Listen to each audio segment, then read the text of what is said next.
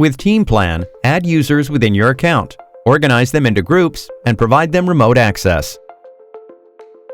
To add users, click Send Invites from the User Management tab.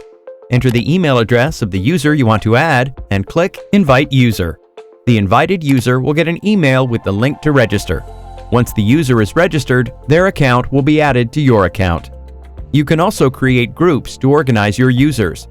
To create a group, click Add Group displayed in the menu bar.